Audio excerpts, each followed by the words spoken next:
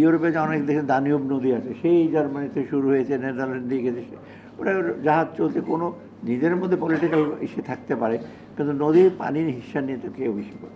এইখানে কিন্তু সবচেয়ে বড় যে আমাদের আন্তর্জাতিক সহায়তাটা, আন্তর্জাতিক ডিফেন্স, যেটা বলেন ইউএন এবং আন্তর্জাতিক চুক্তি কনভেনশন একটা আছে, সেটাতে বাংলাদেশ বোধহয় এখন সই করে না বোধহয় কনভেনশনটা। যাই হোক, সেটা নিয়ে হয়তো আমি বিভিন্ন ফোরামে আলাপ করব। অতএব এইটা ওই দিক থেকে চাপ দিতে হবে, কারণ কোনো যুক্তি নেই পানি না দেওয়ার। অবশ্য ভারত বলে বায়োল্যাটারাল, দ্বিপাক্ষিক। দ্বিপাক্ষিক চুক্তি হলে তো চুক্তি মানে কথা যে সালিশ মানে তার কাজটা আমার, আলটিমেটলি ওইটাই হয় আর কি, বিশেষ করে ফারাক্কা বেশ অন্যান্য সময়। কিন্তু এখন বহু জাতি যদি করি, এমন বেসিন ইস্যু নিয়ে কথা হচ্ছে, কারণ এখানে নেপাল ইনভলভ, ভুটান ইনভলভ, তো সবাইকে নিয়ে যদি আমরা করি, তবে জোর হয় একটু। তবে সময় আসছে আমাদেরকে এই জিনিসগুলোকে আলোচনা করবো। এখন আমরা কিন্তু বেশি দিন মানে ওয়েট করতে পারবো না, কারণ দিন দিন যত যাচ্ছে বাংলাদেশের অবস্থা তো দিন দিন।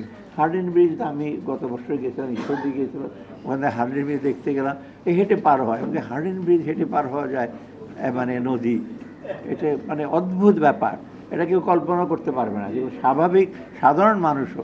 আর যারা পরিবেশবিদ আছে তারা তো ওখানে গিয়ে অজ্ঞান হয়ে যাবে যে এই অবস্থা নদী। অতএব একটা দুঃখের ইসে ঘটছে সব। হার্ডিন ব্রিজ বলুন, আমি চিলমারিতে গেছি দুবার, আমি তো বাংলাদেশে বহু জায়গায় চিলমারিতে দুবার গেছি। কুড়িগ্রামের অবস্থা তো খারাপই। চিলমারিতে লোকে এই যে একটা তো ভ্রমত ভাঙে, ওই জায়গাটা, ওটা কনফ্লুয়েন্স, ওটা কতগুলি নদীর সংমিশ্রণ, তো ভৌগোলিকভাবে খুব আনস্টেবল জায়গা আর কি চিলমারিটা। ব্রহ্মপুত্র আর সে তিস্তা এগুলো যোগ হয়েছে। অতএব সেটা ছাড়াও যে ওখানে যে আবহাওয়া, যে পরিবেশ, যে বিপর্যয়, এটা অকল্পনীয়। বেশিরভাগ লোক বাঁধের উপরে থাকে, আর আপনার যারা আমি গেছেন কিনা ওদিকে, বাঁধের উপর মানে কি সারাদিন বালু উঠছে, ধুলো উঠছে, কীভাবে মানুষ এখানে থাকে আপনি চিন্তা করতে পারেন। আমরা 1 ঘন্টা 2 ঘন্টা থাকার পরেই খুব অসুস্থ।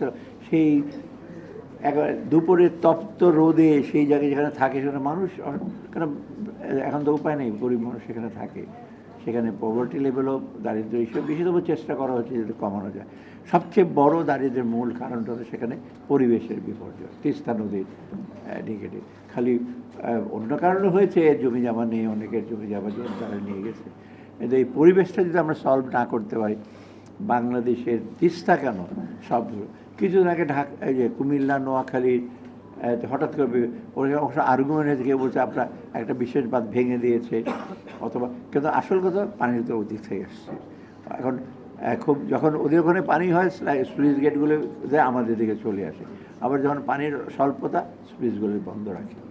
অত এই হুইমস, যেটা হুইমসে বাংলা কি স্বেচ্ছাচারিতা বা এরকম ইচ্ছা মতো তারা করছে, এই জন্য কিন্তু আমাদের এই পানিগুলো পাচ্ছি না।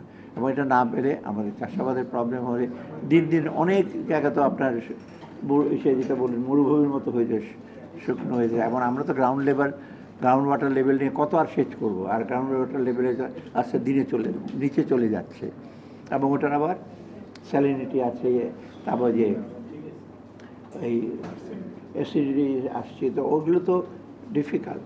আমরা যতটুকু সম্ভব আমাদের যে নদীগুলো আছে, নদীগুলোর উৎস যদি সময় মতো আমরা পানিটা পেয়ে থাকি, আমাদের শুধু চাষাবাদ না, আমাদের যোগাযোগ ব্যবস্থারও তো একটা বড় একটা বিষয়।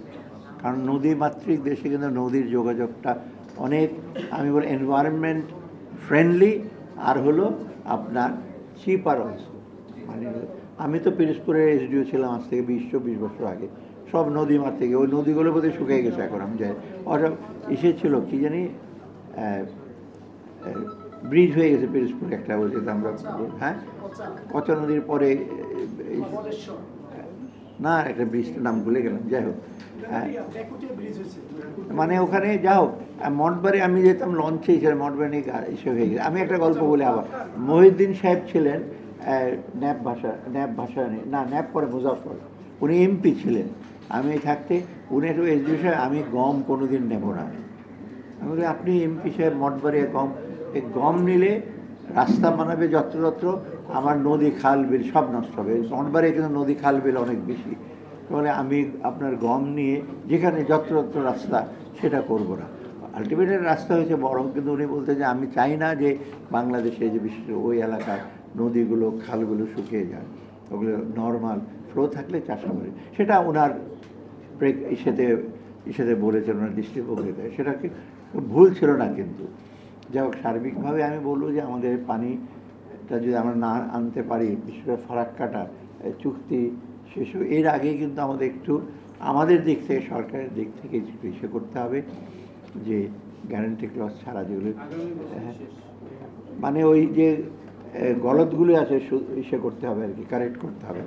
নতুবা বলতে হবে যে আমরা মানি না, আর আমরা এখন নিজের মতো চলবো, সেটা হলো পরের কথা। এগুলো